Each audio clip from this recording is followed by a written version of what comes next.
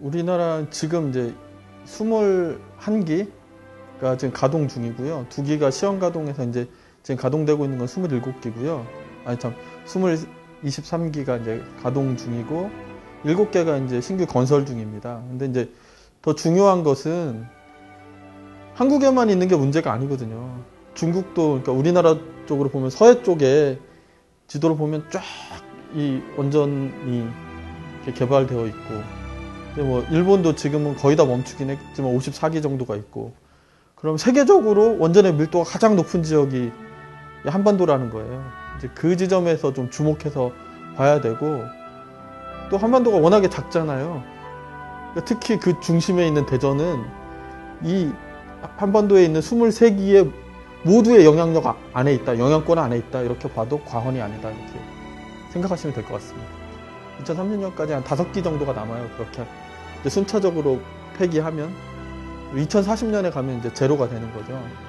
그 사이에 친환경 대체 에너지도 개발해야 되고, 근데 이게 사실 불가능한 것에 가깝지 않느냐 이렇게 말씀하시는 분들이 많이 있지만, 뭐 저는 저뿐만 아니라 이미 원자력 에너지가 깨끗하고 값싼 에너지라고 하는데 2010년에 이미 원자력 에너지와 태양열 에너지가 서로 이 개발 원가가 바뀌었거든요. 태양 에너지가 더 싸졌거든요. 그러니까 여러 가지 사실 이제 대체 에너지를 개발하면서 이제 2030년, 2040년까지 충분히 이제 원전 제로로 갈 수 있다 이렇게 보고 있습니다.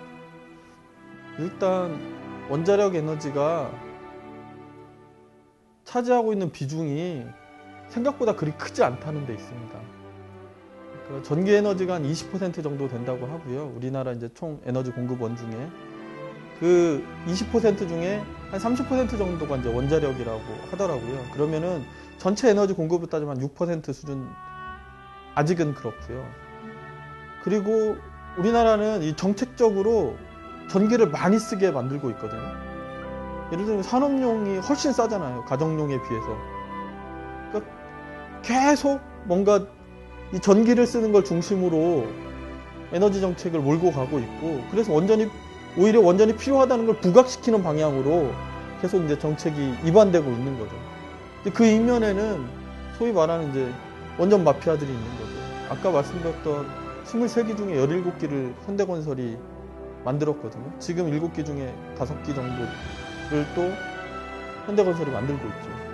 그러니까 이 사람들의 이해관계 속에서 계속 뭔가 전기를 많이 쓰는 방향으로 계속 가고 있는데, 사실 문제는 생각을 바꾸면 얼마든지 패턴도 변화할 수 있다고 보여지고요. 핵심은 소규모화, 지역화라고 보고 있어요.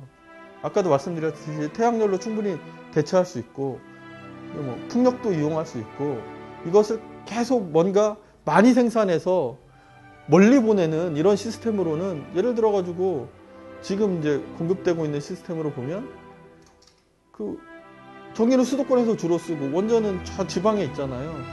도달하는 비율이 한 30%밖에 안 된다고 하더라고요. 이런 비효율이 어딨냐는 거죠. 거꾸로 보면.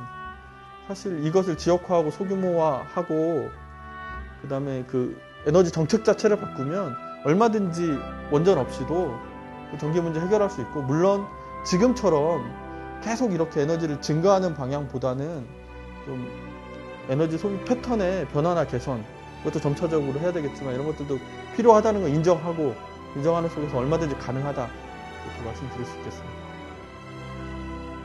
왜 그래야 되냐는 거예요.